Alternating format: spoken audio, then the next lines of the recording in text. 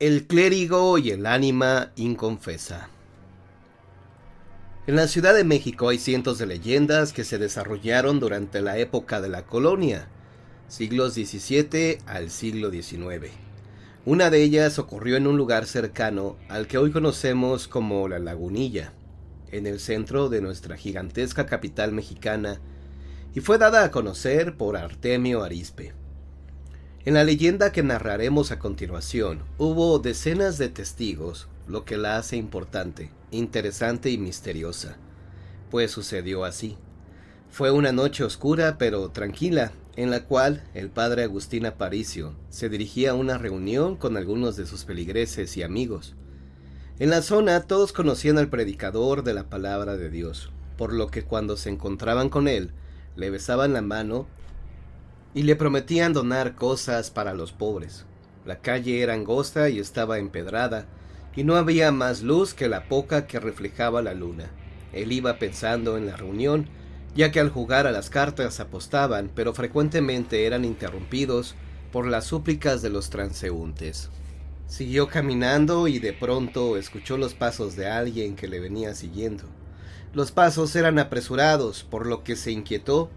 Por fin una voz masculina lo llamó. «Padre, disculpe». Él volteó la cabeza y vio a dos angustiados mancebos, por lo que respondió: «¿Qué le sucede?». Ellos le informaron que había una mujer moribunda cerca de ahí y que deseaba confesarse. Sin poner excusa alguna, el sacerdote les pidió que apresuraran el paso, pero ellos lo ayudaron a subir a una carreta que los esperaba y le indicaron al cochero que los llevara a la casa de la mujer moribunda, y así se hizo. Viajaron varias calles y al llegar a su destino le indicaron al padre dónde vivía la desafortunada. Lo ayudaron a bajar, tocaron y una persona de baja estatura, despeinada y con la cara agachada, les abrió la puerta. Esta señora llevaba una vela encendida y la ropa que vestía era muy vieja. El sacerdote detectó un olor nauseabundo. La mujer lo condujo hacia el interior y el cuarto donde se encontraba la moribunda. Esa señora le dio la vela al padre y los dejó solos. Según el relato, el padre ahí estaba en una cama con un lujoso vestido negro de terciopelo, de vellos bordados y una diadema de brillantes en la cabeza. Sin embargo, lo que más resaltaba era la belleza de su rostro y los cabellos rubios que se extendían sobre la almohada. Ella estaba llorando y le pidió al padre que se acercara. Él así lo hizo. Se arrodilló y sacó su rosario, y así como un pañuelo blanco, y empezó la confesión, y a cada instante sufría la mujer al contarle sus pecados, llorando por lo que él también sufría, y se lamentaba de tales acciones. Incluso llegó a derramar algunas lágrimas. El tiempo transcurrió, y poco a poco se le veía más tranquila, serena y resignada. Por lo último, el padre la liberó de todo pecado, dándole la absolución, y se despidió de ella, dándole un beso en la frente. Y cuando lo hizo, se percató de que ya estaba muerta, por lo que le habló a la señora que lo había conducido al cuarto. Como nadie le contestó, empezó a buscarla en otras habitaciones sombrías sin encontrarla. Muy contrariado entonces, salió a la calle para buscar a los dos mancebos, pero tampoco los encontró. En ese momento decidió regresar al interior de la casa, y cuando llegó a la puerta, ésta empezó a rechinar a la vez que se cerraba lenta pero firmemente. Él intentó detenerla y abrirla, pero no pudo, ya que la fuerza con la cual se cerró era increíble. A su vez, un grito de espantoso alarido salió de esa casa. Una voz hueca que hubiese puesto los cabellos de punta al más valiente, temeroso. El sacerdote se retiró del lugar para reunirse con sus amigos, con los que había quedado en verse. Pensativo y aterrado por lo sucedido, aceleró el paso en esas calles solitarias. Al llegar a la casa de la reunión, entró y se sentó. Los ahí presentes la empezaron a cuestionar sobre lo que le acontecía, a la vez que le dijeron burlonamente: «Padre, se perdió de una buena comida y de ricas botanas, pero ya sabemos que no vino temprano porque sabía que no iba a ganar, pero no se preocupe». Sin embargo, el padre Agustín no respondía. Seguía pensando en lo que vio y padeció minutos antes. Cuando metió su mano a la bolsa, reaccionó y se dio cuenta que le faltaba tanto el Santo Rosario como el pañuelo blanco. Hasta entonces contó todo a los jugadores. Como la mayoría lo estimaba mucho, le pidieron que no se preocupara y que les dijese dónde había estado para que algunos mozos fueran a recoger sus pertenencias. Así lo hizo en tanto comenzó a comer. Los mozos enviados fueron y al llegar a la casa tocaron y preguntaron en las casas aledañas. Sin embargo, les decían que no sabían nada, por lo que decidieron regresar. Y al llegar a la reunión preguntaron al padre la ubicación exacta de la casa. Él les aseguró que la dirección que habían indicado era la correcta, al tiempo que les dijo: ahí fue, si desean vamos. Y todos decidieron ir al día siguiente. Al amanecer se reunieron todos, incluido el sacerdote. Llegaron a la casa, tocaron, pero nadie les abrió, y volvieron a insistir, diciéndole al padre que a lo mejor no era ahí. Él insistió y tocaron lo más duro posible, pero nadie les hizo caso, a excepción de un vecino, un señor muy sencillo de edad avanzada, quien les informó: ¡Ey, no insistan! En esta casa no vive nadie desde hace muchos años, por eso la cerraron fuertemente. Y les contó la siguiente historia. Hace algún tiempo, en esta propiedad se escucharon algunos ruidos. Mi esposa se asomó por la ventana y, aterrada, vio la casa en llamas y a una mujer vestida de terciopelo negro correr en el techo de un lado a otro, a la vez que salían alaridos de la casa.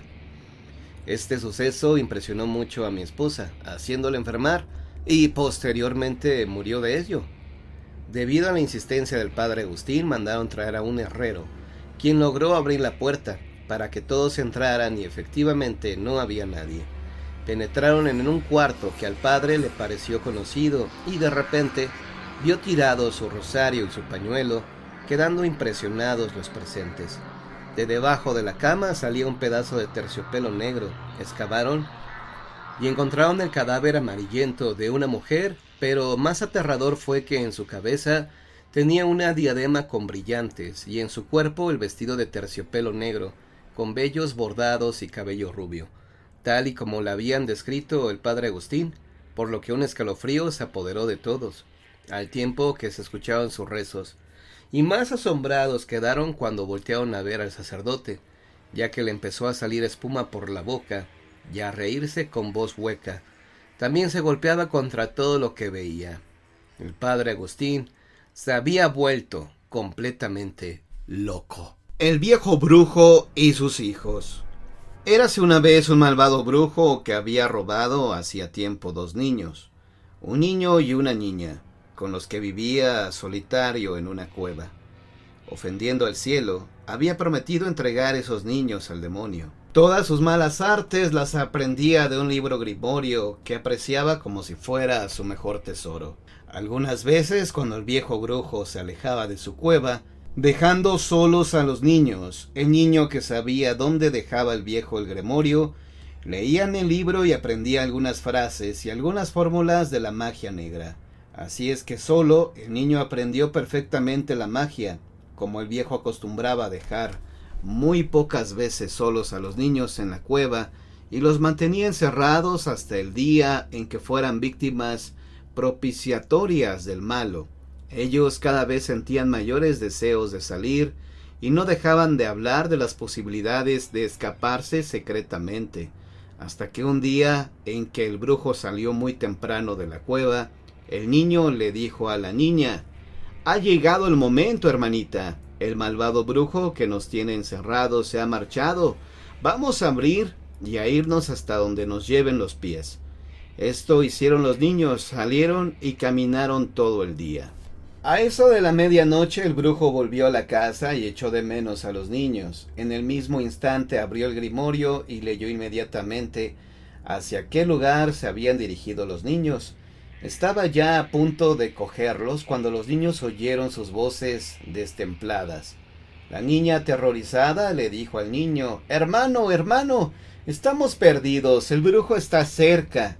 Entonces el niño empleó las artes de magia que había aprendido en el libro, dijo unas palabras y en el acto su hermana se convirtió en un pez y él mismo se convirtió en un gran lago, donde el pececillo se puso a nadar alegremente. Cuando el brujo llegó al lago, se dio cuenta de que la habían engañado y gritó furioso: «¡Espera, que ahora voy a tomarte!». Y dirigiéndose corriendo a su cueva, fue a buscar una red para pescar al pececillo. Cuando regresó, el lago y el pez se habían convertido de nuevo en hermano y hermana, que se escondieron muy bien y pudieron dormir.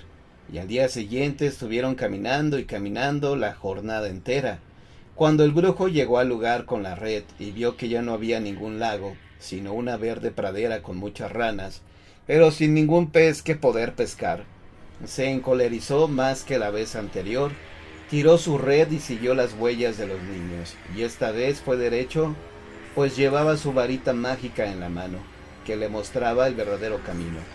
Cuando se hizo de noche encontró por fin la huella de los niños. Estos le oyeron que venía jadeando, y la hermana volvió a gritar: «¡Hermano, hermano mío! ¡Estamos perdidos! El brujo nos persigue y está aquí». El niño volvió a decir unas palabras mágicas que había aprendido en el libro, y al instante él se convirtió en capilla en medio del camino, y la niña en un bello retablo. Cuando el brujo llegó a la capilla, se dio cuenta de que había sido burlado, y empezó a dar vueltas en torno de ella, dándose furiosos bufidos. No podía entrar en la capilla, ya que existe un pacto del brujo con el malo, de que nunca entraría en una iglesia.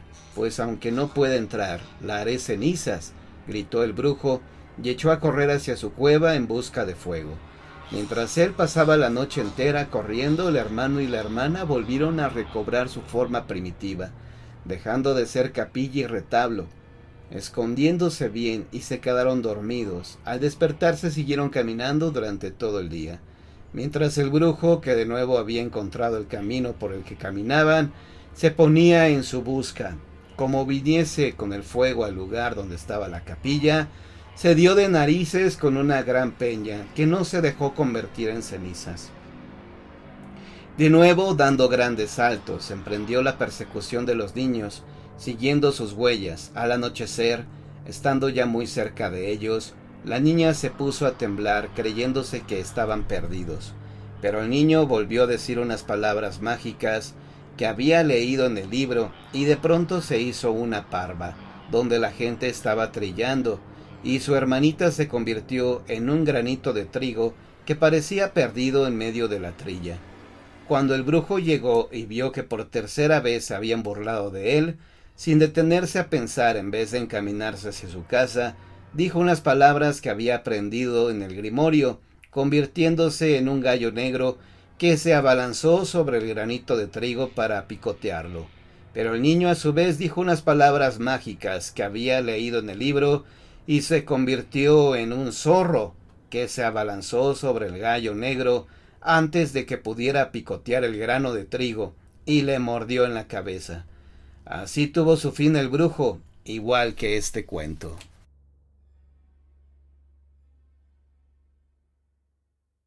9 veces Verónica.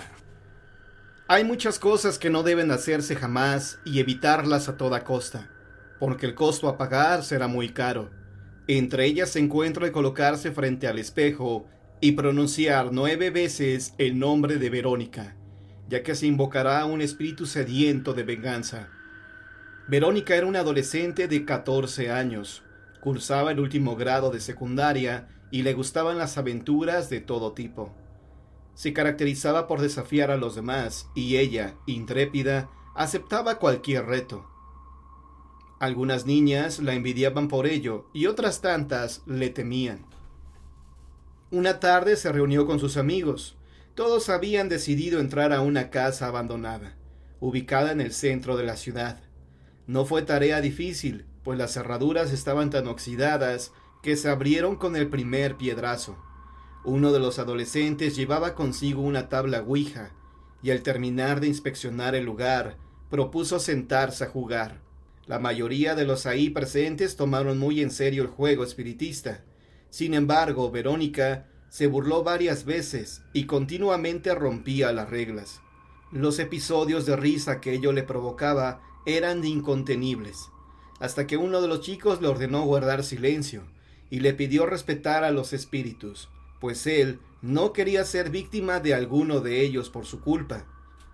La manecilla de la ouija se movía con rapidez, y esto asustó a los amigos. Sin embargo, Verónica seguía retando al juego infernal. Inesperadamente, una vieja silla de madera que estaba en la habitación cobró vida, pues lentamente se elevó y flotó durante algunos segundos. Los chicos asustados no pudieron moverse. Se habían quedado paralizados de la impresión. Verónica había palidecido. Estaba a punto de desfallecer cuando la silla adquirió una fuerza sobrenatural y la golpeó mortalmente en la cabeza. Verónica falleció al instante. Nada se supo del resto de los chicos, solo que jamás volvieron a convocar a los espíritus ni a pronunciar el nombre de su amiga, pues consideraban que estaba maldito. Esta creencia fue transmitida de generación en generación. No se tiene certeza de cuánto tiempo. Lo cierto es que tiempo después, esta historia llegó a oídos de otro grupo de adolescentes, habitantes de la misma ciudad. Gloria era una chica de la misma edad que Verónica. Era intrépida y también gustaba de las emociones fuertes. Siempre estaba metida en problemas y sus padres, desesperados, no sabían qué hacer con ella y su mal comportamiento.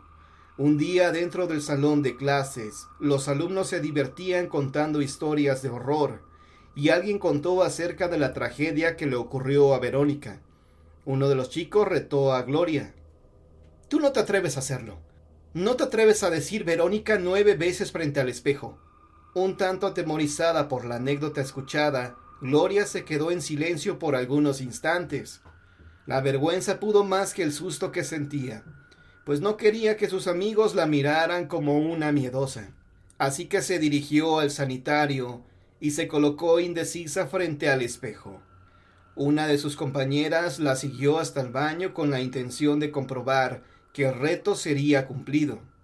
Finalmente Gloria, entre gritos y risas, pronunció: «Verónica, Verónica, Verónica, Verónica, Verónica, Verónica, Verónica, Verónica, Verónica. Aguilore». Al momento no sucedió nada. El grupo continuó contando anécdotas de horror y olvidaron el reto. Sin embargo, para Gloria la pesadilla estaba por comenzar, pues esa misma noche comenzó a sentirse extraña. Estaba en la cama cuando un sonido la despertó. No se trataba de un estrépito, sino de una especie de susurro indescifrable que oía cerca de la nuca, mientras percibía la respiración de alguien cerca de su cuello. Horrorizada, se levantó y encendió la luz. Ahí solo estaba ella. A pesar de eso, no consiguió dormir, y horrorizada se mantuvo despierta toda la noche, por temor a que algo malo le sucediera. Agradeció el nuevo amanecer, pero no se atrevió a contárselo a nadie. Estaba horrorizada de miedo y de sueño. Durante una de las clases, Gloria sintió la necesidad de refrescarse el rostro para despabilarse, por lo que se dirigió al baño. La temperatura del sanitario le resultó muy fría. Pensó entonces que se enfermaría.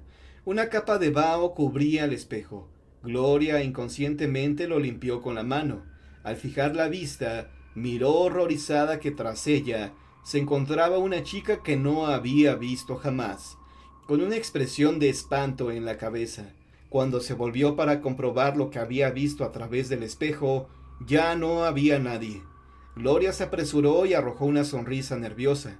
Pensó que debido a su desvelo y cansancio, estaba imaginando cosas. Sin embargo, cuando se volvió nuevamente hacia el espejo, vio algo que la dejó helada. El vaho había aparecido otra vez. Gloria lo limpió nuevamente con la mano, pero esta vez se encontró con una frase que decía: «Soy Verónica. No debiste invocarme. No tenías por qué hacerme volver». Cuenta la leyenda que todos aquellos que se atreven a pronunciar 9 veces este nombre sufren el peor de los tormentos, pues Verónica regresa para cobrar venganza y para hacer que respeten a todas las almas que vagan en pena, ya que invocar a espíritus no es un juego. Las consecuencias pueden ser devastadoras.